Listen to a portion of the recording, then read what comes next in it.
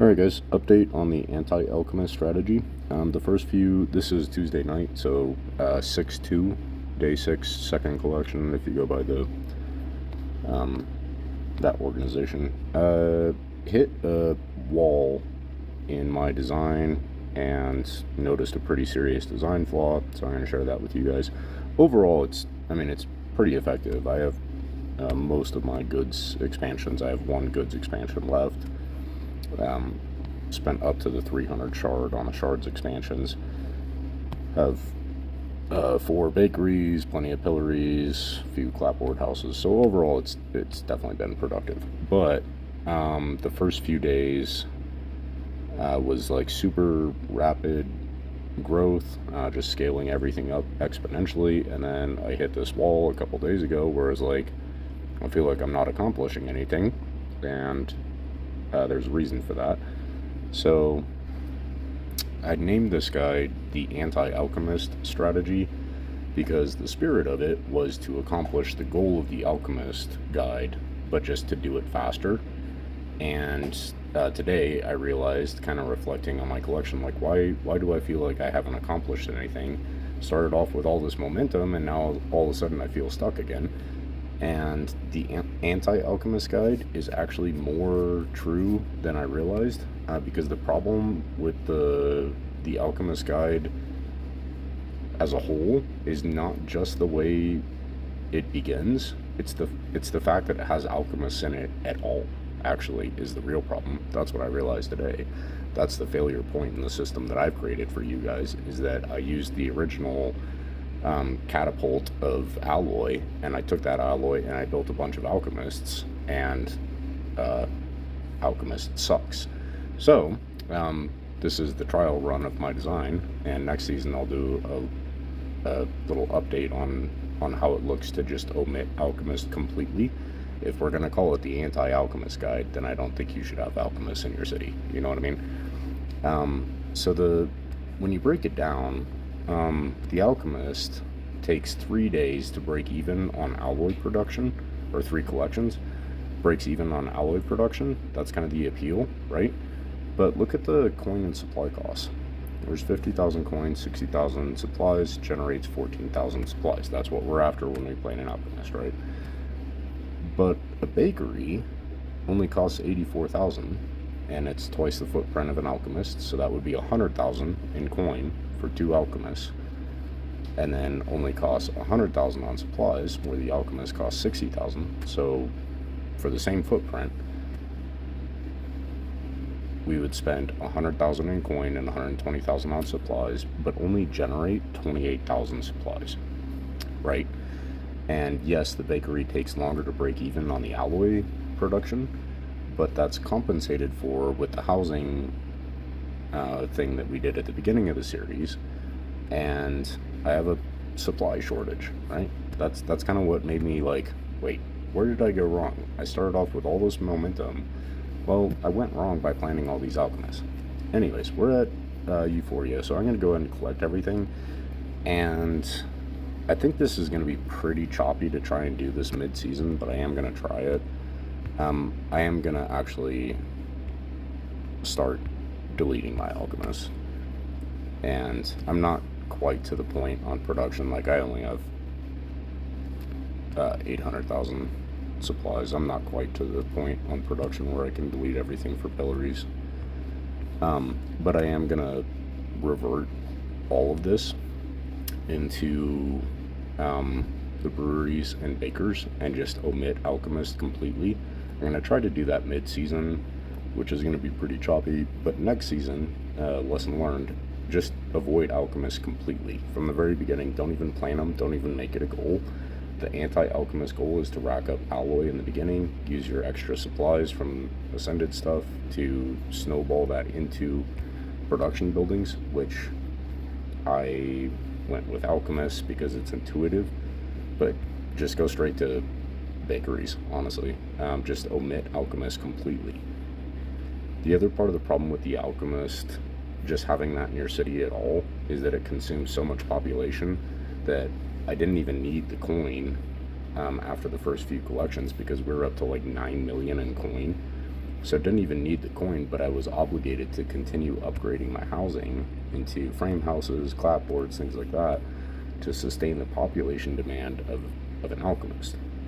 And per tile, the bakery is the same population consumption as an alchemist, but it's 4 times as productive as the alchemist on the supply output. So fewer bakeries equals more space for cheaper housing, right? Collect and delete plant breweries as you go. I mentioned that in my video, and I was like, it seems like kind of a pain in the butt, but I might do it just to see how it plays out. I wouldn't recommend doing it all the time. Well, I take that back. I think that's the right way to do it. So you guys see where I'm going with this. I'll do it live for you, and I'll try to be quick with it, but you guys can totally pick up what I'm putting down.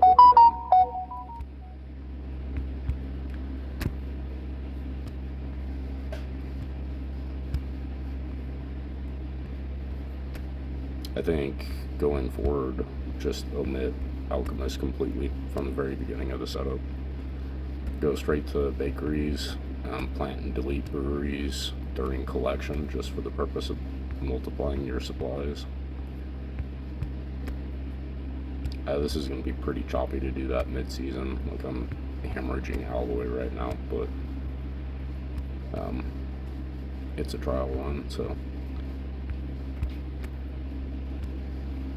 got a few more. I'll finish the collection after I do these, but I want you guys to kind of see it in real time. It's pretty crunchy.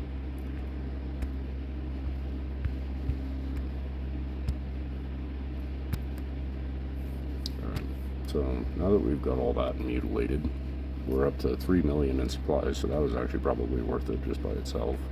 A couple more alchemists tucked back up in the corner up here. I will delete them soon enough. What's our bakery producing now? Yeah, 1/3 of a million. Alright, that's a little more doable. So I think from here the strategy is to delete the surplus of breweries that we planted during this collection. I don't need the production of those for next round. Let's go ahead and collect everything, I guess. I don't need the production of breweries from next round. I just need them to be the multiplier for the production of bakeries. So I think I'm going to stick with the template that I sketched out at the very beginning and just omit alchemists completely. So all these breweries, in the beginning, like, we're planning on deleting churches just to get our happiness up to level, right? But then I think we should continue that pattern and just plant and delete breweries during collection as a multiplier on the bakery. So the bakery was 370 when I collected it. It's now down to 274, so lost almost 100,000 supplies off the collection of that. But if we had filled this space with multi-stories, same pattern that we did in the beginning, and delete the multi-stories during collection, even with the full happiness, delete the multi-stories during collection, and then replace with breweries for the purpose of multiplying the few bakeries that we do have, I think that's the ticket. And just omit alchemists totally and completely from the entire system, and just for posterity's sake, we'll get rid of the last 2 there. Don't need the breweries, right? The purpose of the breweries is honestly just to multiply the bakeries that we have. So I have almost 8,000 alloy to play with. I probably could honestly start planning pillories and stuff, just for the actions at this point. I probably could get away with that, but for the purpose of actually completing this experiment, I'm gonna rebuild it with some more bakeries, and then we'll try this again. I'm gonna try it. It's an experimental system, so I don't really care if it wins or loses. I'm thinking, let's plant, we got plenty of population, right? Let's plant 7 more bakers, right? Because we know that we had a supply shortage. We started off with a shortage of supplies.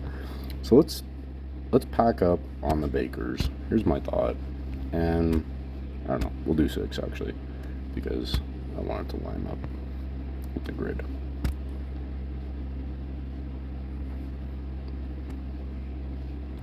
There's 5, and it lines up to where things are gonna mesh around it. I'm good with that.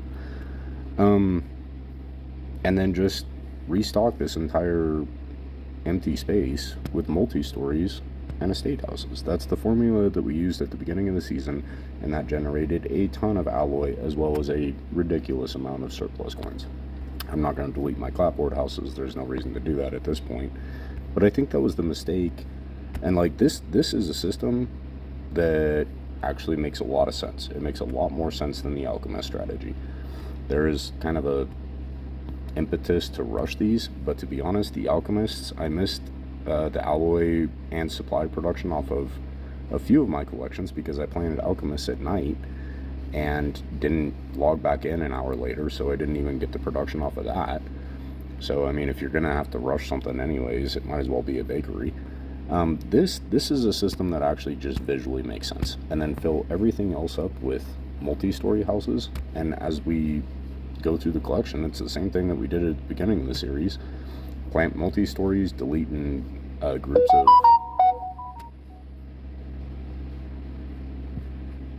3x3 houses, delete those and replace with 4 breweries. Now, originally we're replacing them with churches to get happiness, but now we have the happiness that we need. So collect and delete those multi-stories with groups of breweries, and then go ahead and collect our 9 bakeries. 0 alchemists. So I introduced this as the anti-alchemist guide, and the spirit of it was to build up the alchemist strategy faster than whoever designed that guide was actually accomplishing. But in the true spirit of the anti-alchemist guide, I'm going to say omit alchemist completely. Let's actually do...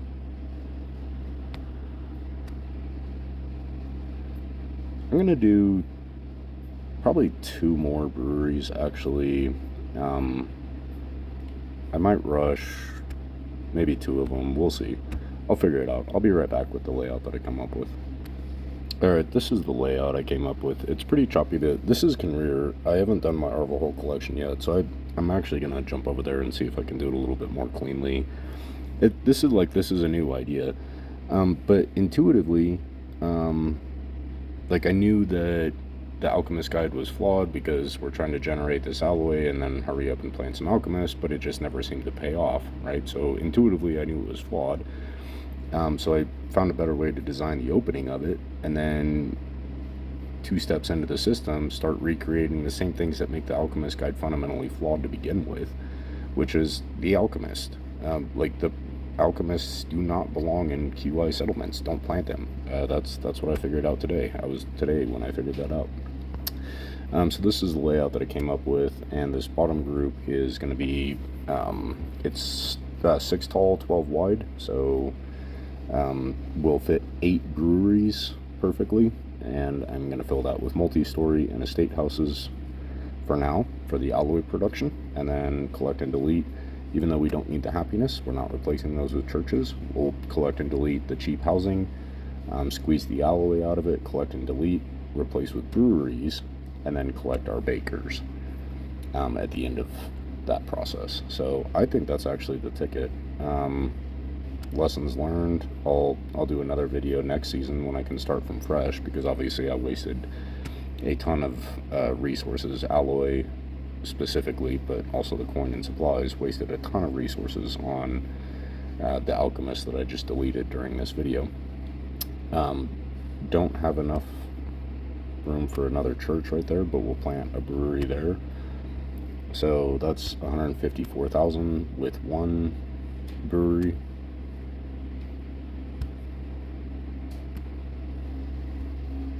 $166,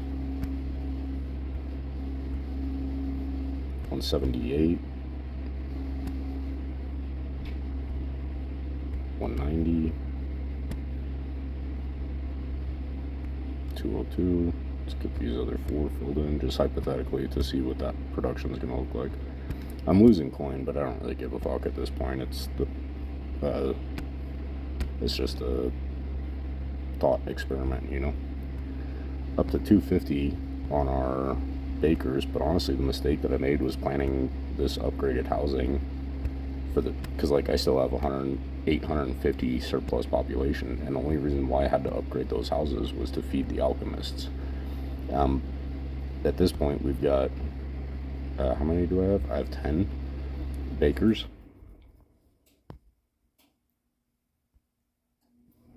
Yeah, there's so much more efficient. So much more efficient. Omit the cheap houses, or omit the halfway upgraded houses. Just have clapboards, bakers, and multipliers. So cheap multipliers, breweries and estates, and the Middle Ages, or the whatever, EMA, the EMA variation of the producers. On the producers, use tannery and bakery. On the multipliers, use brewery and estate. Simple as that. Super simple. So clean. So this video ended up being a little bit longer than I intended, but I'm also working through the system on my own part.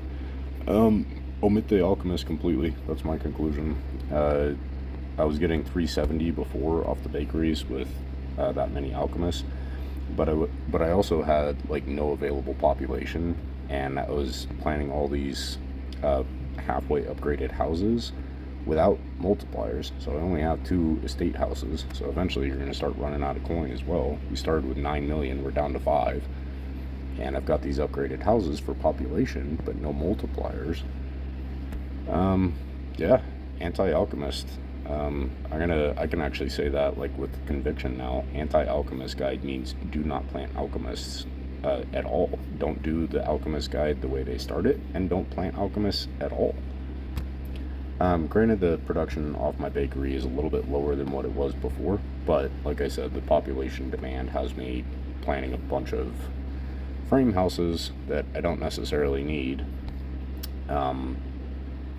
when I could just have 8 bakers, a bunch of multi-stories, and be able to plant a whole nother section of breweries for the purpose of collecting my bakers to get multiplied, right?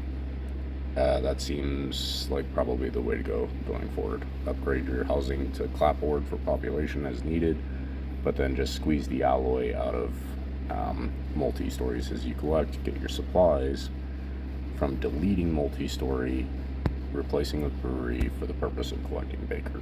That seems like the system going forward.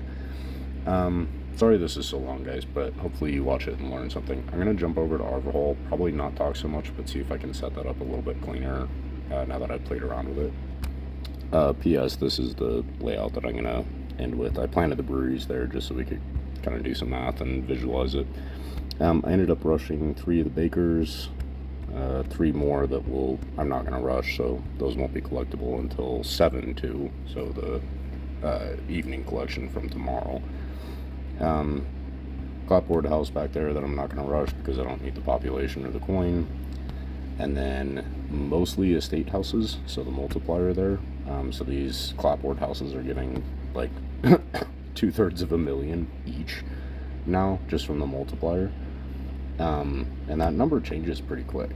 Like that multiplier actually increases. There's 609, right? That one multiplier house generates, it's going to produce 18,000 on its own just as a house, but it's also going to increase the value of the clapboard house by 30,000, plus lower population demand on the estate houses. I think that's the ticket, guys. I think that's the perfect solution. So next round, collect clapboard houses and frame houses while we have the multiplier, and then go through and collect and delete this entire group, replace with breweries, and then finish the collection on supply buildings with the brewery multiplier. In the future, I won't be planning frame houses because there is no need for it. I have a surplus of 2,100 people, so there is no need to plant frame houses as like I can't afford a clapboard house, but I really need some population, so I'm going to plant a clapboard house. there really is no reason for that. So I think this is the ticket, honestly. And next season, I'm just gonna build this from the ground up. Omit alchemists and frame houses completely. It's cheap multipliers, so estates and breweries, and then high producers, clapboards and bakeries. That's it. That's all. Super simple. We knew this was experimental, but we figured it out at least before the season was over. It was definitely a waste of resources, but I don't mind doing that for the purpose of learning. So let's jump over to Arvahol. I'm going to make that collection pretty quick. Part of this video is just you guys having to listen to me walk through my own thoughts. I'm sorry for that. But hey, we're learning. So let's jump over to Arvahol, see if we can do that one pretty clean and quick.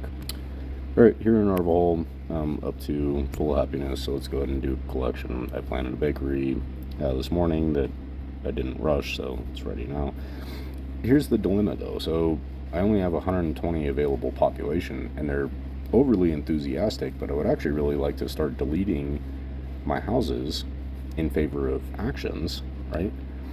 But I only have 120 available peoples, and here in Arvahol I have almost 4 million in supplies, but I also have not built anywhere near as many as expansions.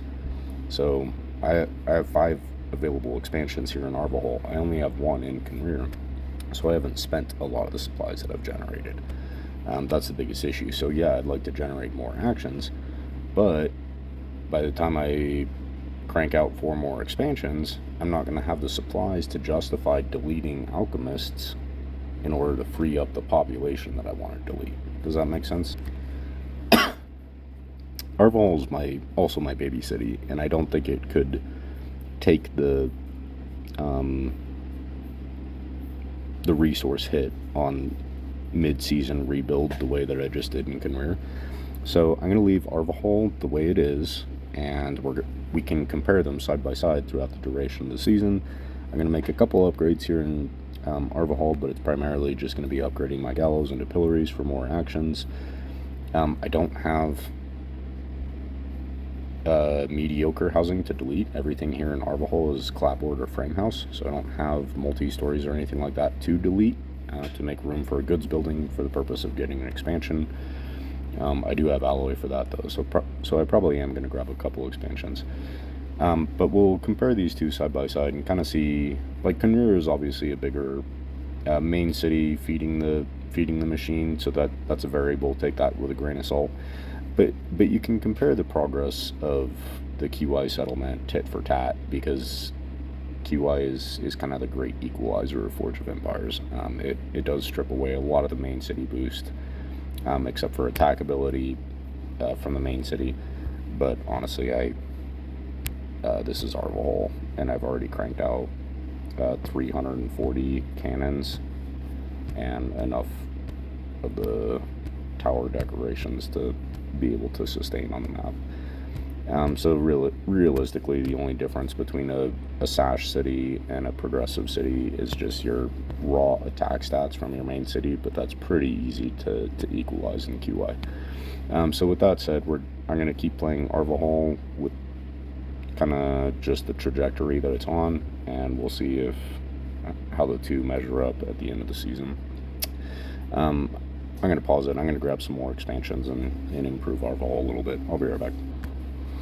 Alright, back in Arv, I printed almost 2,000 rope for expansions.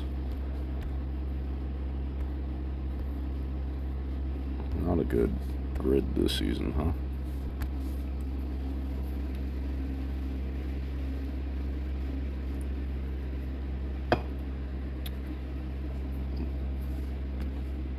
But the goal is to plant actions producers, right? Balance of actions and attack. Right now I don't need the attack. You guys have seen that I'm still comfortable on the map, but eventually it will reach that point. So for now, just action production. I'll probably run out of supplies before I run out of... Oh, there it is. That's the frustration. That's why. So I still have 10 million in coin, right? No, 1 million. Sorry. Still have 1 million in coin, but out of supplies. And that's kind of the frustration with the Alchemist guide. I'm planning all these supply producers. I only have 50 available population. We can sell that now. Only have 50 available population, and the real estate of housing is barely taking up any space in the city. It's all supply production, right? Yet somehow I'm out of supplies. The Alchemist is no bueno. For Arvahol, got my hopes up. I'm gonna do the map. I would really like to get at least one more pillory.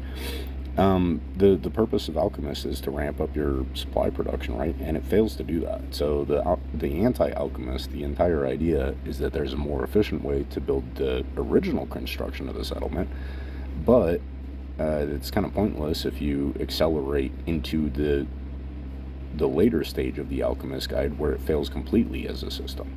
So going forward, I'm going to keep Arvahol just kind of on its original trajectory, and we'll compare it side by side with Conrir, which I hacked to pieces mid-season and totally rebuilt the entire system.